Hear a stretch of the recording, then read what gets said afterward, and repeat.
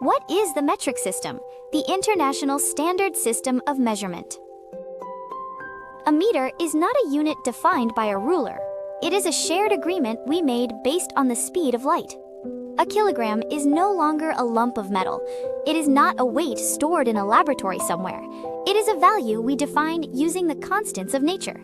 If yard and foot measurements began with parts of the human body, the metric system began with nature. The metric system was created in France in the late 18th century, and today we use it all around the world. But what was the objective basis that allowed a system created by one country to be accepted as a universal standard? To find the answer, we need to look at France in the 18th century.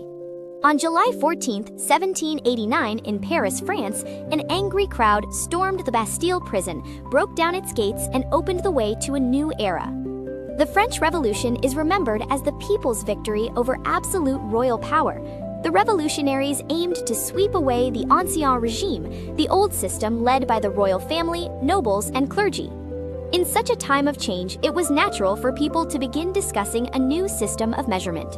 At that time in France, far too many different units were used in trade, construction, surveying, farming, and manufacturing.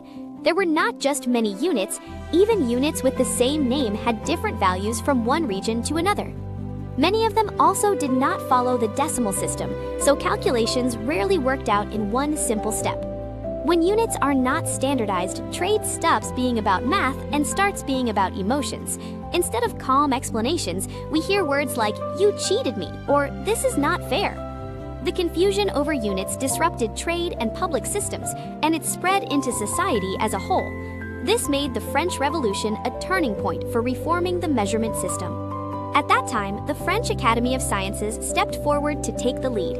Scientists hoped that scientific progress would not remain inside laboratories, but would help change everyday life across the nation. At that time, France was a world leader in measurement science. Instruments for measuring length had become increasingly precise, and clocks for measuring time had become more accurate than ever. There were even scales that could detect the slightest differences in mass. All the right conditions were falling into place to create a new standard of measurement. One guiding principle began to take hold. This principle held that standards of measurement should come from nature, the shared inheritance of all humankind. The new standards for mass and length should not belong to any single era or ruler. They should not also give an advantage to only a few. They should remain constant even as the years pass.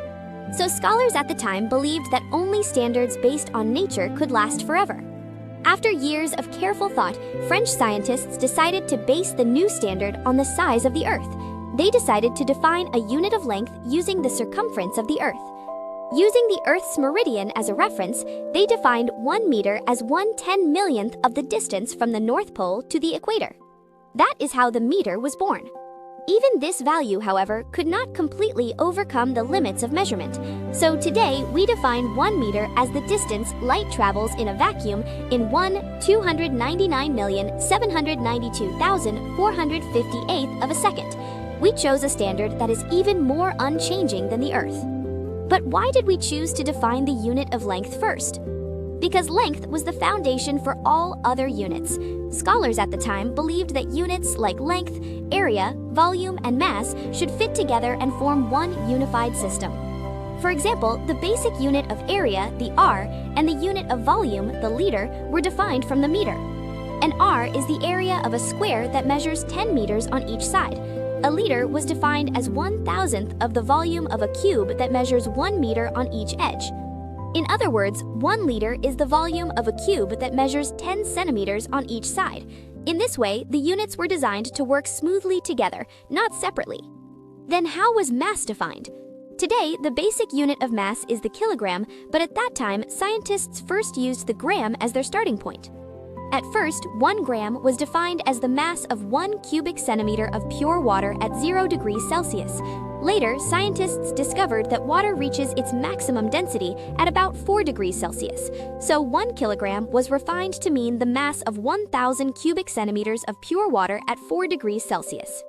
Basing the standard on water seemed natural, but water turned out to be more sensitive than expected. Using this definition, scientists created a physical standard made of platinum-iridium alloy, known as the International Prototype of the Kilogram. The problem was that over time, the mass of the international prototype of the kilogram could change by a tiny amount. A standard is meant to remain perfectly steady, yet the object at its heart was not completely stable. Scientists did not ignore this issue. They continued to study it and discuss possible solutions. Finally, in 2019, we redefined the kilogram using the Planck constant. Now, the standard no longer depends on a single piece of metal, but rests more firmly on the unchanging laws of nature. The reason the metric system became so powerful is simple. People wanted to make sure that no matter who measured, the result would always be the same. They chose to anchor the standard not in power, but in nature. That is why the metric system did not become the dialect of a single country, but a standard language of measurement for many countries around the world.